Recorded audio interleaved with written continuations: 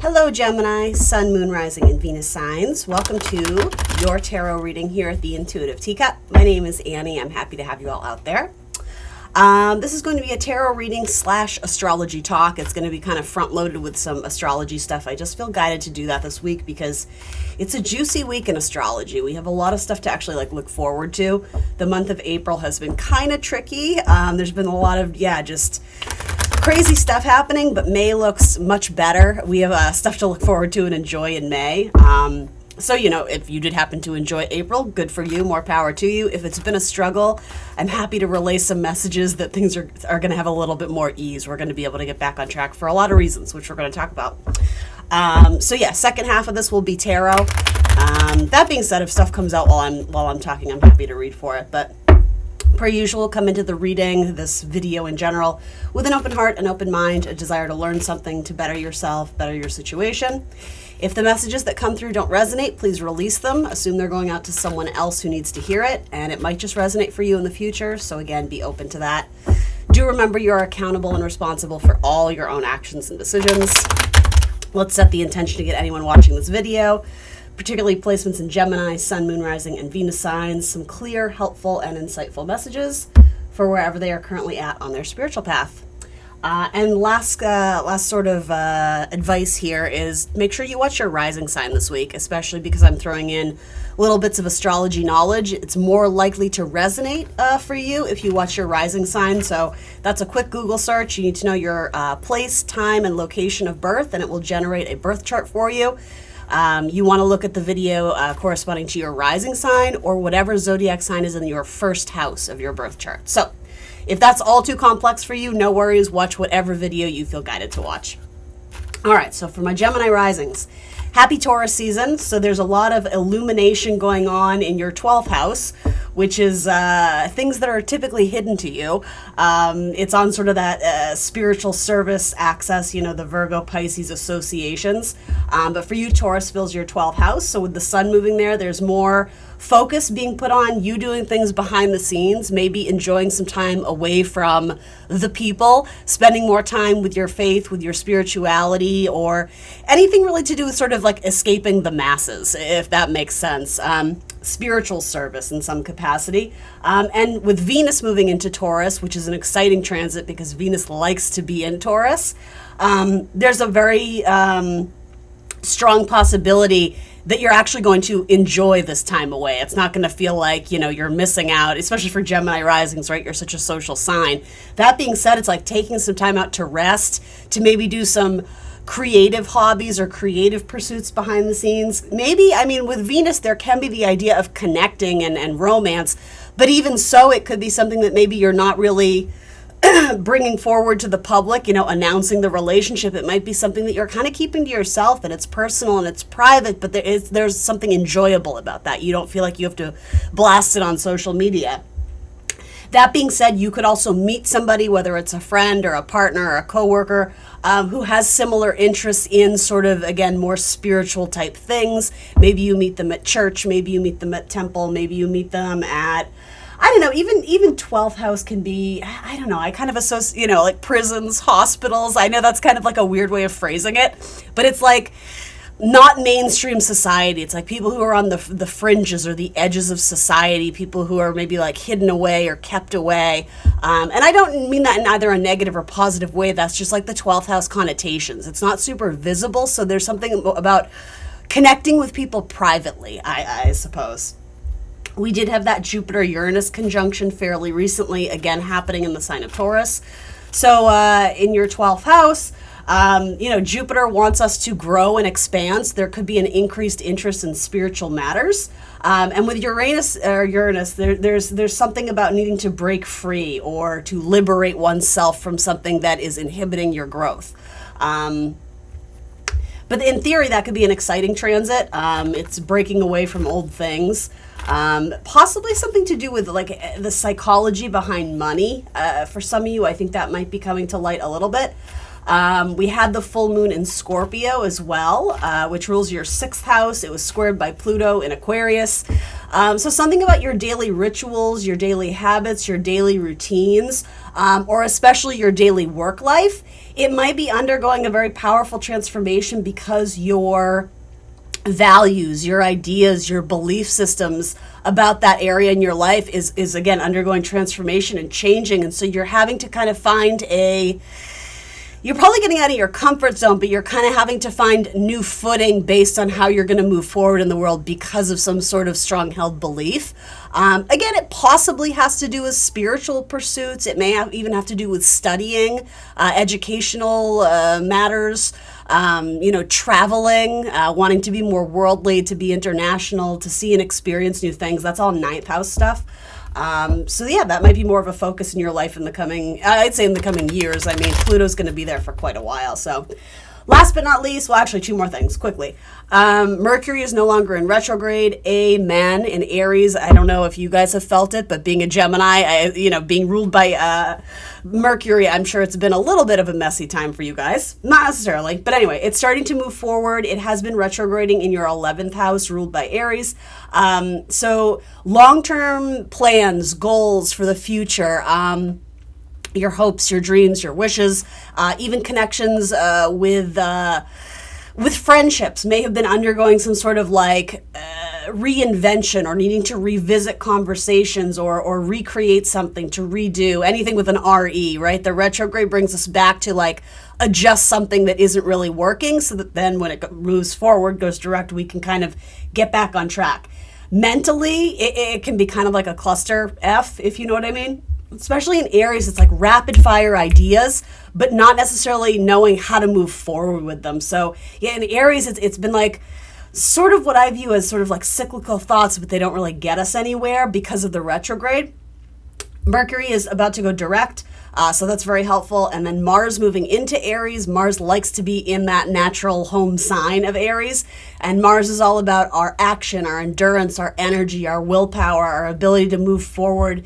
It's a sign very much associated with war and, going to battle for what's important to you, that sort of thing. So it's we're feeling more re-energized, reinvigorated, and having a little bit more clarity to move forward with stuff, again, regarding our future and long-term goals.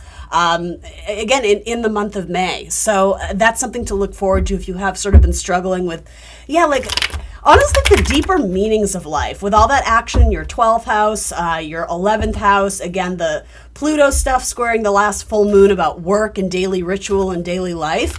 Every sign, not just you, is undergoing significant transformation. But yeah, yours feels very driven towards the deeper meaning of life. It's but what are we really doing here? It feels like not existential. That's not the right word. But do you know what I mean? Asking the bigger questions and feeling a little bit but why? But why am I doing this? So anyway, let's hop into the tarot. See what messages wants to come out for Gemini. All right, an offer, Page of Pentacles. To me, this is I'm hearing what can I do with it? I have this thing I've started to build, but I'm still very much a page. I'm still very much learning. So it's I've started this project, I've started this relationship, I've started this thing, and it's solid, it's tangible, it's earthly, right? It's something real, there's substance to it. But I think it's seeing the potential of where you could take it in the future and maybe going down a different path.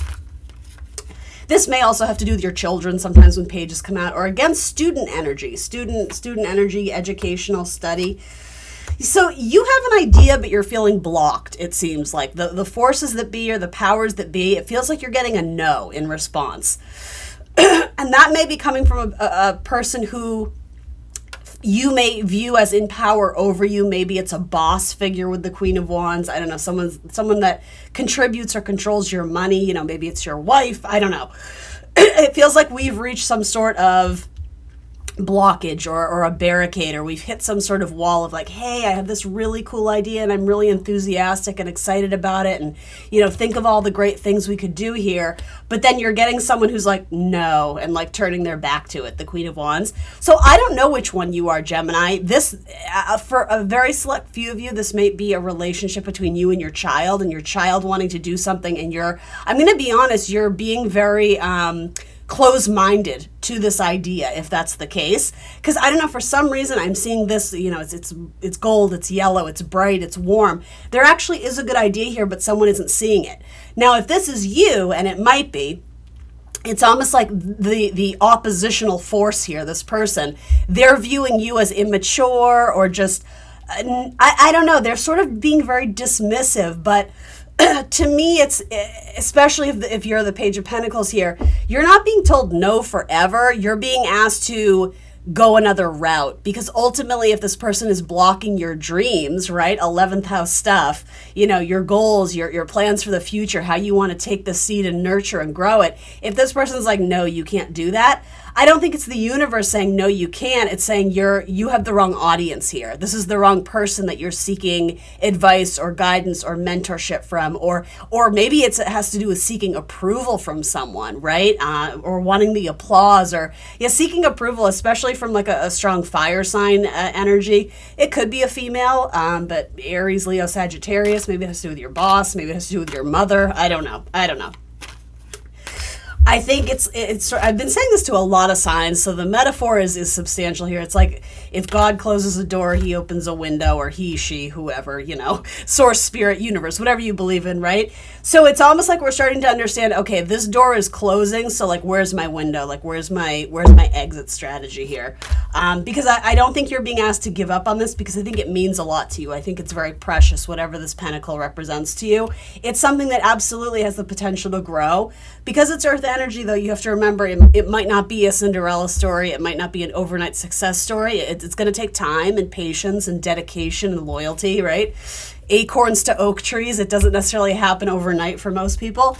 But that being said, I think you're being asked to step away from your comfort zone and go in a different direction. I don't know why I just heard international.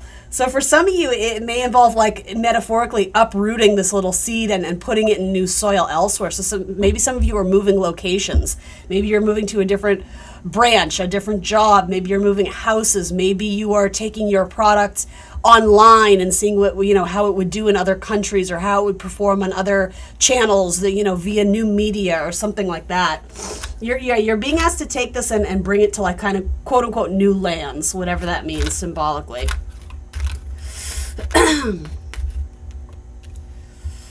King of Swords says think outside the box. You have to be logical about it, and you will be, because you're an air sign, right?